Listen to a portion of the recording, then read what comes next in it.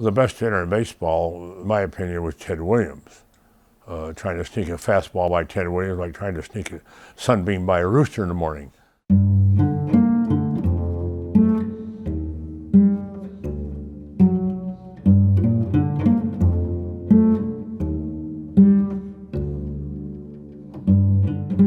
Robert William Andrew Feller, otherwise known as Bob Feller, is considered one of the greatest baseball pitchers ever to play the game.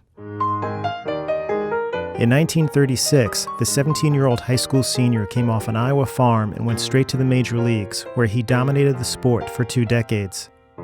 He set numerous pitching records, many since broken, and pitched 3 no-hitters, including one against the Chicago White Sox on opening day, 1940. And yet, just as he became the sport's biggest draw since Babe Ruth, he put his baseball career on hold to serve 4 years in the Navy during World War II.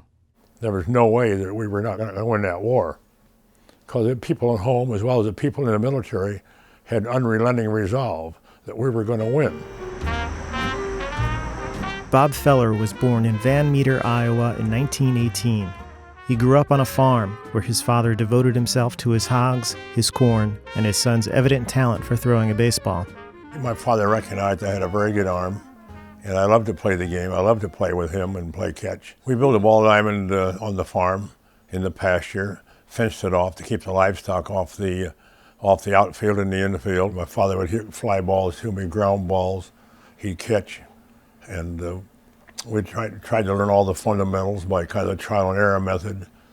In 1928, when Bob was 11, 2 of his idols came to town on a barnstorming tour, Babe Ruth and Lou Gehrig. They were selling balls that day at the game, and they had been signed previously by Babe and Lou at the hotel, and they charged $5 for the balls. At that date and time, they gave 10 cents a pair for gophers who were chewing up all the clover and the alfalfa and ruining the fields. And so they gave bounty, and I caught 50 of them. You got 10 cents a pair bounty, and that's where I got the $5 to buy the ball. So, of course, everybody kids about it. That's your first gopher ball. By 1935, Feller's baseball skills were apparent, and the Cleveland Indians signed the 16-year-old to a contract. While on summer break before starting his senior year of high school, the precocious right-hander made his major league debut. Well, I struck out 15 my first start against the St. Louis Browns, now the Baltimore Orioles. And then later on, I got 17 Philadelphia Athletics in early September. Then I went back to school when the season was over and had a tutor to catch up on what's going on. The next spring, I had a tutor in spring training in New Orleans. And then I came back and took 2 weeks away from the Indians and went back and got my diploma and graduated and got back and joined the ball club again and continued my career. 2 years later, I struck out 18, which was a major league record for over 30 years. I had a slider, fast, curve, change. I worked at it, tried to throw strikes.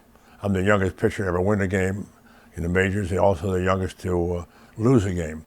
When you were 17 and you became this big national sensation, cover of magazines, what was that like for you to suddenly be famous? Was that difficult?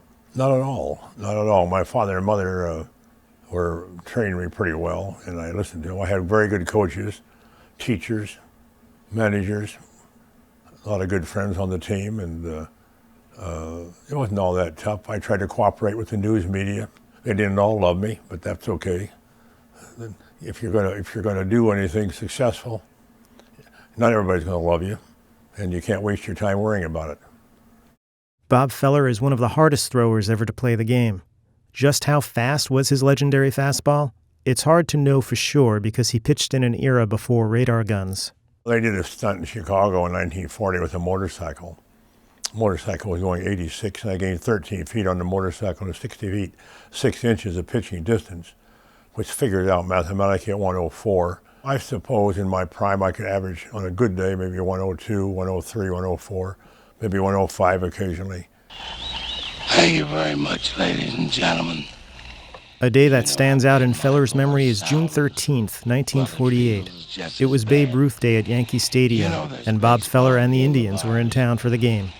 They had Babe Ruth Day every year in Yankee Stadium and put up all the pennants and all the bunting, made a big deal. Babe would show up and speak at home plate. But this year he had throat cancer, and he was dying of throat cancer. And he walked up the 3 steps at the dugout level, reached in the bat rack, grabbed the bat at random, and walked up the steps onto the field level and up to home plate and leaned on this bat. And that bat was a Bob Feller bat. There's been so many lovely things said about me, and I'm glad that I've had the opportunity to thank everybody. Thank you. The picture was taken, him leaning on my bat, and he brought it back, and one of my players had it autographed. Of course, I missed pitching to Babe by 1 year. He retired in 1935 from the Boston Bees. And I pitched to Lou Gehrig for 2.5 years. Nice person, very quiet, smoked a little, smoked cigarettes.